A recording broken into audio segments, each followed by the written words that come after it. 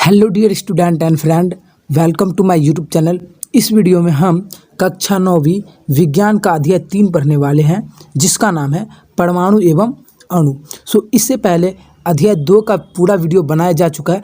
उस वीडियो का प्लेलिस्ट आपको ऊपर आई बटन में नहीं तो डिस्क्रिप्शन बॉक्स में मिल जाएगा। एक बार डिस्क्रिप्शन बॉक्स जरूर देख लेना, आपके लिए सुविधाएं एवं अन्य बहुत सारी जानकारियां मिल जाएंगी। इसमें आपको मैं नोट्स भी देने वाला हूं, ठीक है, और बारीकी से एकदम आसान भाषा में समझाऊंगा। तो वीडियो को बिल्कुल भी स्किप मत करना और ध्यान से वीडियो को देखना। वीडियो छोटा बना रहा हूँ जिससे आपको बोरिंग भी ना लगे, और दिन में एक एक वीडियो करके या डेली अपलोड किए जाते सो आप आसानी से समझ सकते हो, बोरिंग ना लगे और लंबा वीडियो ना हो, इसीलिए मैं छोटे छोटे पार्ट में वीडियो बनाता हूँ।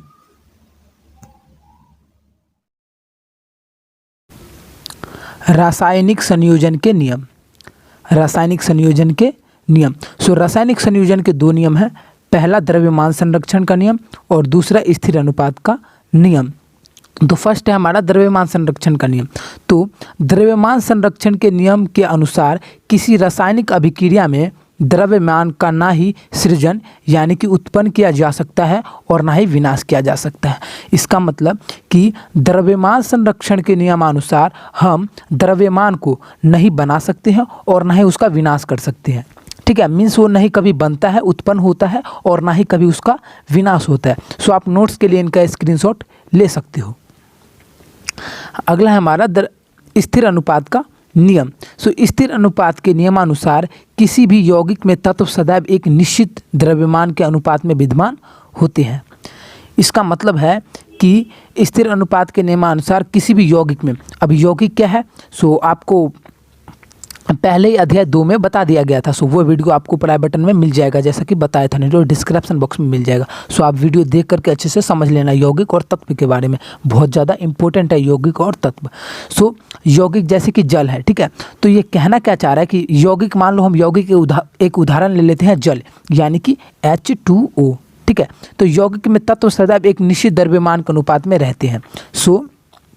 यौगिक जो होता है जल, वो जल 2 चीज़ों से बना होता है, हाइड्रोजन से और ऑक्सीजन से, ठीक है। हाइड्रोजन और ऑक्सीजन से जो होता है वो जल बना होता है। तो यहाँ पर हाइड्रोजन और ऑक्सीजन दोनों का द्रव्यमान का अनुपात जो होता है वो समान होता है, और होता क्या है 1:8। ये हमेशा 1:8 में ही रहेगा, चाहे वह किसी भी दुनिया में, किसी भी देश में कहीं भी हो, अमेरिका, अफ्रीका, इंडिया, कहीं भी हो, हमेशा उसका द्रव्यमान का अनुपात समान यानी कि निश्चित रहेगा 1:8। डाल्टन का परमाणु सिद्धांत। डाल्टन का परमाणु सिद्धांत महत्वपूर्ण टॉपिक में से एक टॉपिक है, मतलब वेरी इंपॉर्टेंट टॉपिक में से एक टॉपिक है। तो चलिए मैं आपको ये अच्छे से समझा देता हूँ। पहला बिंदु है, सभी द्रव्य परमाणु से निर्मित होते हैं। सभी द्रव्य परमाणु से बने होते हैं। द्रव्य का मतलब होता है पदार्थ, यानी कि सभी पदार्थ परमाणु से बना होता है। यहाँ पर जितने भी पदार्थ उपस्थित है वह सभी, सब कुछ, यहाँ पर जितने भी आप चीज़ देख रहे हो, मोबाइल से लेकर के हर एक चीज़, वह सभी किससे बना है? परमाणु से बना है। दूसरा है हमारा, परमाणु अविभाज्य सूक्ष्म कण होते हैं जो कि रासायनिक अभिक्रिया में ना तो उत्पन्न होते हैं और ना ही उनका विनाश होता है। यह जो है हमारा रासायनिक संयोजन के नियम पर आधारित है। ये हमारा दूसरा बिंदु, ठीक है। तो इसका मतलब यही है कि परमाणु अविभाज्य सूक्ष्म कण होते हैं, यानी कि परमाणु को हम अविभाज्य नहीं कर सकते, लेकिन वास्तव में हम कर सकते हैं, और इसे किया गया है वो अध्याय 4 में पढ़ेंगे। तो यहाँ पर जो बताया गया है वहीं पे हम अभी फोकस करते हैं। परमाणु एक अविभाज्य कण है, हम उसे अविभाज्य नहीं कर सकते, मतलब उसे हम अलग अलग नहीं कर सकते, क्योंकि परमाणु एक अविभाज्य कण है, हम उसे अलग अलग नहीं तोड़ सकते। और परमाणु नहीं उत्पन्न होता और ना ही उनका विनाश होता है, ठीक है। परमाणु रासायनिक अभिक्रिया में ना उत्पन्न होता और ना ही परमाणु का विनाश होता है। तीसरा बिंदु है हमारा, दिए गए तत्व के सभी परमाणुओं के द्रव्यमान एवं रासायनिक गुणधर्म समान होते हैं। दिए गए तत्व के सभी परमाणुओं के द्रव्यमान एवं रासायनिक गुणधर्म समान होते हैं। अब मैं आपको एक उदाहरण लेकर के इसे अच्छे से समझाता हूँ। तो दिए गए तत्व, ठीक है। तो मान लो कि एक तत्व दिया गया है लोहा। ये 1 किलो लोहा है, लोहा है। इन दोनों लोहा 1 किलो और लो। सो ये दोनों जो लोहा है इन दोनों लोहे का द्रव्यमान समान रहेगा, मतलब इसका रासायनिक गुणधर्म जो है वो समान रहेगा। क्यों? क्योंकि दोनों तो लोहा ही है, 1 किलो हो चाहे 2 किलो हो, लोहा तो लोहा ही होता है, तो लोहा का द्रव्यमान समान ही रहेगा। सो यहाँ पर यही बताने की कोशिश की जा रही है कि दिए गए तत्व के सभी परमाणु के द्रव्यमान एवं रासायनिक गुणधर्म समान होते हैं। तो चलिए चौथे बिंदु की तरफ चलते हैं।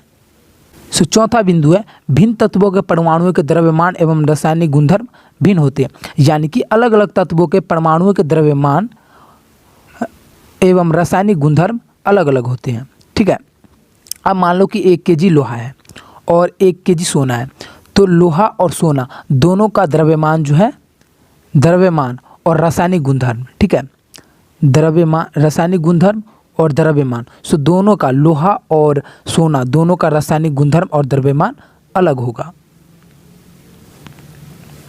चौथा बिंदु है भिन्न तत्वों के परमाणु परस्पर छोटी पूर्ण संख्या के अनुपात में संयोग कर यौगिक निर्मित करते हैं। भिन्न तत्व यानी कि अलग अलग तत्व के परमाणु आपस में, ठीक है, एक पूर्ण संख्या, यानी कि पूर्ण संख्या जो होती है वो 0 से शुरू होती है, तो वह एक पूर्ण संख्या के अनुपात में, यानी कि 1:2, 2:3, 0:1, तो ऐसे अनुपात में संयोग करके यौगिक का निर्माण करेगा। बट 1/2 ये सब जो है हमारी प्राकृतिक संख्या नहीं है, तो उस अनुपात में कभी भी संयोग करके यौगिक का निर्माण नहीं करेगा। सो अलग अलग तत्व के परमाणु आपस में एक छोटी पूर्ण संख्या के अनुपात में संयोग कर यौगिक का निर्माण करते हैं। चौथा बिंदु है हमारा किसी भी यौगिक में परमाणु की सापेक्ष संख्या एक प्रकार से निश्चित होती है। मीन्स किसी भी परमाणु में, यानी कि किसी भी यौगिक में परमाणु की जो संख्या होती है वो एक प्रकार से निश्चित होती है। परमाणु क्या होता है? परमाणु, अब परमाणु के बारे में हम पढ़ते हैं। ठीक है, हमने परमाणु के बारे में अब हमें जाना है, तो चलिए परमाणु के बारे में जानते हैं। तो सभी द्रव्यों की संरचनात्मक इकाई परमाणु होती है।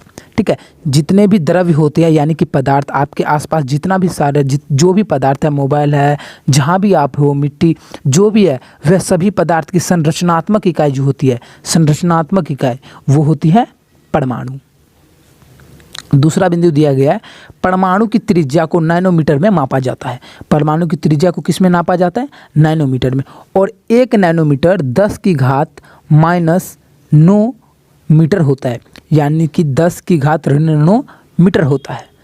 1 नैनोमीटर कितना होता है? 10⁻⁻9 मीटर, बताओ कितनी छोटा होता है। और इसी नैनोमीटर में परमाणु की त्रिज्या को नापा जाता है। भिन्न तत्वों के परमाणुओं के आधुनिक प्रतीक, यानी कि अलग अलग तत्वों के परमाणुओं की आधुनिक प्रतीक। IUPAC, ठीक है, IUPAC का फुल फॉर्म होता है international union of pure and applied chemistry. क्या होता है? International union of pure and applied chemistry. So ये इंपॉर्टेंट हो सकता है, 1 नंबर के क्वेश्चन आती हैं आपके एग्जाम में, सो आप इसे याद कर लो। सो यही है हमारा भिन्न तत्वों के परमाणु का आधुनिक प्रतीक। तो चलिए इसके बारे में, प्रतीक के बारे में पढ़ते कि कैसे, मतलब उसे किस प्रकार से हम वो करते हैं। तो देखो, तत्व जो होता है वो कहीं कोई सा तत्व होता है, वह जो जहाँ से वो तत्व आता है, उत्पन्न होता है, उसी के मतलब शहर के नाम पर किसी किसी तत्व के नाम रख दिए जाते हैं। और कोई तत्व जो होता है उनको जो आधुनिक हैं हमारे वो डिफाइन करते हैं। सो अब तत्व को किस प्रकार से लिखते हैं वह देखते हैं। अधिकतर तत्वों के प्रतीक अंग्रेजी के 2 अक्षर से होते हैं। ठीक है, ज़्यादातर जो हमारा तत्व होता है उनका प्रतीक अंग्रेजी के 2 अक्षर से होते हैं, जिसमें पहले अक्षर को सदा बड़े अक्षर तथा दूसरे अक्षर को सदा छोटे अक्षर में लिखा जाता है। यहाँ पे कंडीशन क्या है कि हमारे तत्व के प्रतीक में क्या होता है कि पहला, मतलब 2 अंग्रेजी के 2 अक्षर होता है, तो उसमें फर्स्ट वाला पहला अक्षर जो होता है वो बड़ा होता है, बड़ा ABCD का, और दूसरा वाला जो होता है वो छोटे ABCD का होता है, यानी कि छोटा अक्षर होता है। तो यहाँ पर कुछ उदाहरण है, सो उदाहरण देखते हैं। तो देखो, हाइड्रोजन को हम H से प्रतीत करते हैं, तो हाइड्रोजन में एक ही है, बस H ही है, तो इसीलिए हमने बड़ा ही H लिखा। और एल्यूमिनियम को हम Al से प्रतीत करते हैं, तो यहाँ पे A जो है, ये A तो बड़ा ABCD का, और L जो है वह छोटा ABCD का है, और ना कि ये, यानी कि ये वाला जो है हमारा गलत हो जाएगा, A और L, यानी कि दोनों बड़ा नहीं रहेगा, फर्स्ट वाला बड़ा और सेकंड वाला छोटा रहेगा। दूसरा कोबाल्ट है तो कोबाल्ट को सी और ओ लिखेंगे, सी बड़ा वाला और ओ छोटा वाला, ना कि सी ओ दोनों बड़ा। ठीक है, तो ये सी ओ दोनों बड़ा ये गलत हो जाएगा और सी और छोटा ओ ये हमारा सही हो जाएगा। परमाणु द्रव्यमान। सो अब हम पढ़ेंगे अगला टॉपिक हमारा परमाणु द्रव्यमान। सो किसी भी तत्व के एक परमाणु का द्रव्यमान उसका परमाणु द्रव्यमान कहलाता है। यानी कि किसी भी तत्व में जो एक परमाणु होता है, कोई तत्व है, मान लो कि एक पीतल है, सो पीतल में जो एक परमाणु है, पीतल है उसमें जो एक परमाणु है वही उसका परमाणु द्रव्यमान होता है या परमाणु द्रव्यमान कहलाता है। तो यहाँ पर देखते हैं कि प्रारंभ में परमाणु द्रव्यमान को AMU द्वारा संक्षिप्त में लिखा जाता था। मतलब कि परमाणु द्रव्यमान को छोटे रूप में हम AMU के द्वारा लिखते थे पहले। ठीक है, लेकिन आजकल IUPAC, जिसका मैंने फुल फॉर्म बताया था और इम्पोर्टेंट था, के द्वारा इसको U यानी कि यूनिफाइड द्वारा प्रदर्शित किया जाता है। तो आपके लिए एक सवाल है। सो आपके लिए एक सवाल है, उस सवाल को कमेंट में करना है। सो IUPAC का फुल फॉर्म क्या होता है? अब देखता हूँ कि आप कितने ध्यान से और फोकस से पढ़े थे। सो आपको इसका जवाब जरूर कमेंट कर। सो मैं आशा करता हूँ कि आपको वीडियो समझ में एवं पसंद में आया होगा। यदि पसंद में आया तो लाइक कीजिए और आने वाले वीडियो की सूचना सबसे पहले पाने के लिए हमारे YouTube चैनल को सब्सक्राइब करके बेल आइकन को ऑल पे प्रेस कर दे, ताकि जैसी ही वीडियो अपलोड करूँ आपको सूचना मिल जाए सबसे पहले। नहीं तो आप हमारे टेलीग्राम एवं व्हाट्सएप ग्रुप में जुड़ सकते हैं। व्हाट्सएप ग्रुप में ना जुड़िए, टेलीग्राम ग्रुप में ही जुड़िए, तो वहाँ पर जुड़ जाओगे तो मैं आपको वीडियो भेज दिया करूँगा। So thanks for watching.